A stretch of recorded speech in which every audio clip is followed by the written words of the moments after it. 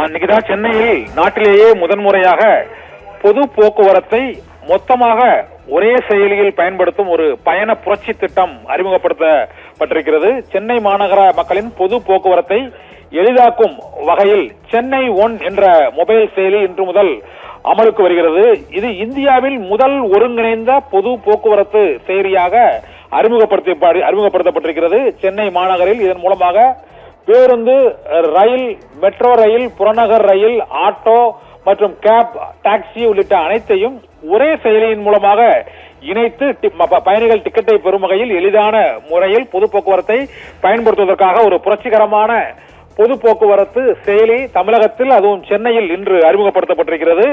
இந்த QR குறியீடு மூலமாக ஸ்கேன் செய்து எளிதாக பயண கட்டணத்தை செலுத்தி அந்த டிக்கெட்டுகளை பெறலாம்.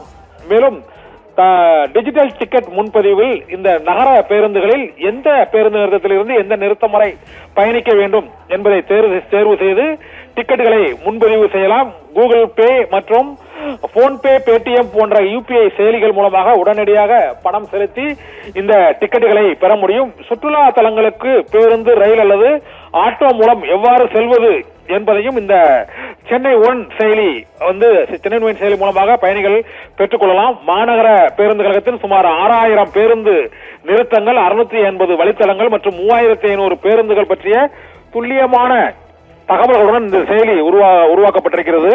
நாளொன்றுக்கு சுமார் 47 லட்சம் மக்கள் பொது போக்குவரத்தை சென்னை மாநகரில் பயன்படுத்தி வரக்கூடிய நிலையில் அவர்கள் ரயிலில் செல்வது எளிதா, பேருந்தில் செல்வது விரைவாக செல்ல முடியுமா, அல்லது அவசரமாக ஆட்டோ அல்லது கேப் மூலமாக உடனடியாக செல்வதற்கு யாரிடமும் எந்த விசாரணையும் நடத்தாமல் சென்னை ஒன் செயலியை அவர்கள் செயல்படுத்தினால் அவர்கள் செல்லும் ஊர், இடம், டிக்கெட் உள்ளிட்ட அனைத்தையும் சில நிமிடங்களில் பெற்றுக் கொள்ளலாம் என்று பொது போக்குவரத்துக்கான ஒரு பயண புரட்சி சென்னை மாநகரில் நாட்டிலேயே முதல் முறையாக இன்று தொடங்கப்பட்டிருக்கிறது. நிகிதா.